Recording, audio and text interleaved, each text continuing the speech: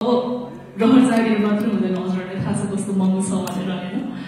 तर हामी यति प्रिभिलेज छौं कि नेपालमै छौं र हामी एज अ नेपाली पैसामा तिरेर चाहिँ सगरमाथा जोड्न पाउँछौँ भनौँ न एकदमै हाम्रो लागि चाहिँ यो प्रिभिलेज चाहिँ छ डलरमा तिर्नु पर्दैन डलरमा एकदमै महँगो हुन्छ यदि अरू कन्ट्रीमा भएर भए चाहिँ हामीले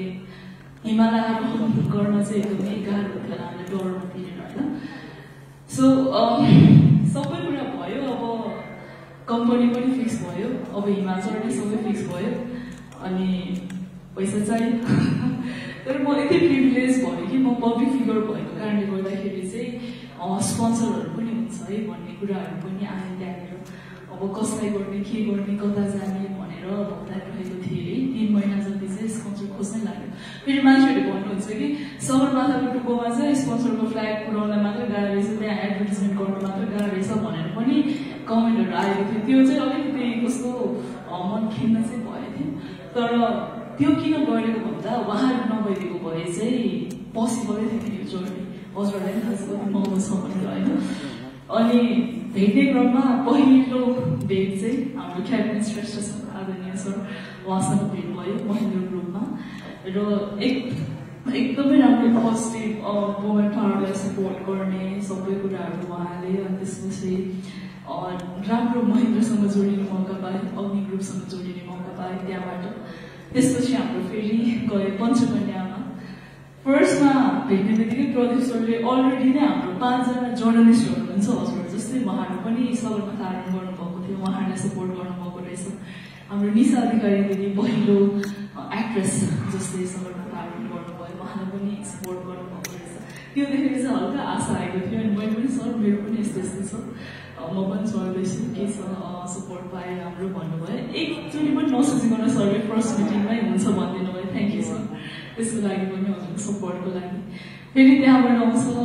रेड बुलको चाहिँ एकदमै हजुरको स्टोरी एकदमै फिल्मी टाइपको छ जोडिनको लागि हाम्रो लास्ट डेसम्म पनि फाइनल भइरहेको थिएन सबै कुराहरू तर रेड बुलले चाहिँ खासमा एकदमै प्योर एथलेटहरू जुन चाहिँ त्यही फिल्डमा राम्रो गर्ने मान्छेहरूलाई मात्र सपोर्ट गर्ने खालको चाहिँ हो होइन र म माउन्टेनियरिङ फिल्डबाट थिएन त्यही पनि मलाई विश्वास गरिदिनु भयो सो नेपाल रेड बुललाई चाहिँ एकदमै थ्याङ्क यू सो मच भन्न चाहन्छु यहीबाट अनि त्यही सबै कुरा भइसक्यो फेरि इन्सुरेन्समा पनि एकदमै महँगो हजुरको होइन अनि मर्यो भने सबै मर्जिनमा त्यस्तो पनि साइन गर्नुपर्ने हात तामेको थियो त्यो कुरा साइन गर्ने बेला चाहिँ सो आफ्नै जिम्मामा त्यहाँ जे हुन्छ आफ्नो बडीलाई जे हुन्छ त्यो आफ्नो जिम्मामा भनेर चाहिँ साइन गर्नुपर्ने थियो अनि यदि मर्यो भने चाहिँ डेड बडी कसरी चिनिने त सो तपाईँको 3वटा त्यो आफ्नो हुन्छ नि डेड बडीको मार्कहरू त्यो पनि लेख्नु पर्ने थियो त्यतिखेर चाहिँ हालेको थियो गाह्रो भएर मलाई अनि इन्सुरेन्स चाहियो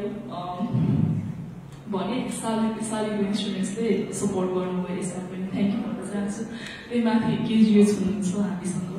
केजिएस फाउन्डेसनले पनि एकदमै ठुलो सपोर्ट गर्नुभएको छ अनि यसरी सबै स्पोन्सरहरू भेला गरेर चाहिँ अब एकदम पैसा जम्मा भयो